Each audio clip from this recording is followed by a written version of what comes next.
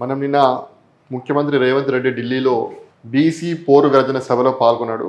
దానికి సంబంధించినటువంటి వార్త మనం చూస్తున్నాం. బీసీ పోరు గర్జన ధర్నాలో కల్లుకుండా మోకుతో సీఎం రేవంత్ రెడ్డి. చిత్రంలో పిసిసి అధ్యక్షుడు మహేష్ కుమార్ గౌడ్, బట్టి విక్రమార్క, జూజుల శ్రీనివాస్ గౌడ్, పొన్నం ప్రభాకర్. కుదిరితే సయోధ్య లేకుంటే ధర్మయుద్ధం. తెలంగాణలో బీసీ రిజర్వేషన్లు పెంచితే మోదీకి ఏం నొప్పి. ఢిల్లీలో బీసీ పోరు గర్జన ధర్నాలో సీఎం రేవంత్ రెడ్డి. రిజర్వేషన్లు పెంచకుంటే గద్దె దిగాలి, లేదంటే గద్దెలు కూలాలి. ఇకపై ఢిల్లీకి విజ్ఞప్తులతో రామ్. మీరు గల్లీల్లోకి ఎలా వస్తారో చూస్తాం. బీజేపీ కమండల్ యాత్ర ప్రతినిధే మోదీ. బీసీలారా యుద్ధం చేయండి, మీకు దన్నుగా నేనుంటా. రాహుల్ గాంధీ స్ఫూర్తితోనే రాష్ట్రంలో కులగణన నిర్వహించామన్న సీఎం. చూద్దాం ఒకసారి. తెలంగాణ రాష్ట్రంలో బీసీలకు విద్య, ఉద్యోగాల్లో 42% రిజర్వేషన్లు అమలు చేసే విషయంలో కేంద్ర ప్రభుత్వంతో సయోధ్య కుదుర్చుకునేందుకే ఢిల్లీకి వచ్చామని ముఖ్యమంత్రి రేవంత్ రెడ్డి తెలిపారు. రిజర్వేషన్లు పెంచని పక్షంలో కేంద్రంతో ధర్మయుద్ధం తప్పదని స్పష్టం చేశారు. రిజర్వేషన్ల పెంపుపై కేంద్రం జాప్యం చేస్తే గద్దె దిగాల్సిందే, లేకుంటే గ్రామాల్లో గద్దెలు కూల్చాల్సిందేనని హెచ్చరించారు.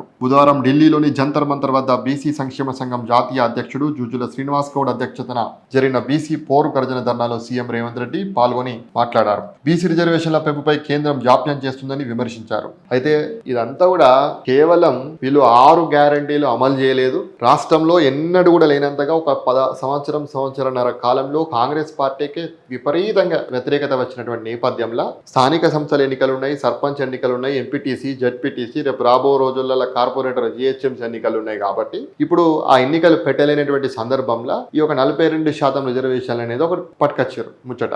ఇంకొకటి ఏంది, ఉద్యోగాలు. వీళ్ళు చెప్పినటువంటి ఉద్యోగాలు కూడా అమలు చేయాలి. వీళ్ళు చెప్పిన ఉద్యోగ నోటిఫికేషన్లు ఇవ్వాలి. జాబ్ క్యాలెండర్ ఎట్లాగో రిలీజ్ చేసారు.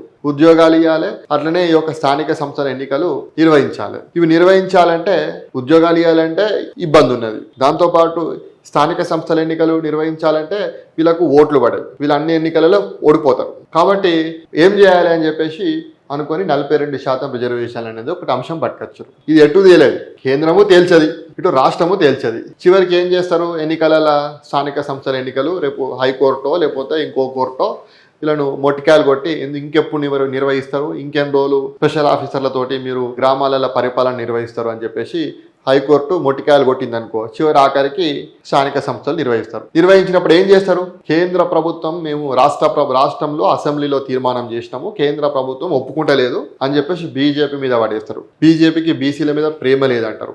అప్పుడు ఏం చేస్తారు, మేమైతే బీజేపీ ఒప్పుకుంటలేదు, అటు హైకోర్టు మొట్టికాయలు కొట్టింది, హైకోర్టు ఖచ్చితంగా స్థానిక సంస్థలు నిర్వహించాలని చెప్పేసి రాష్ట్ర ప్రభుత్వానికి ఖచ్చితంగా ఒక వార్నింగ్ ఇచ్చింది. అందుకే మేము తప్పనిసరి పరిస్థితులలో ఈ యొక్క ఎన్నికలు నిర్వహిస్తున్నాము. ఎన్నికలు నిర్వహించినటువంటి సందర్భంలో మేమైతే 42% బీసీలకే టికెట్ ఇస్తామని చెప్పేసి కాంగ్రెస్ పార్టీ చెప్తుంది.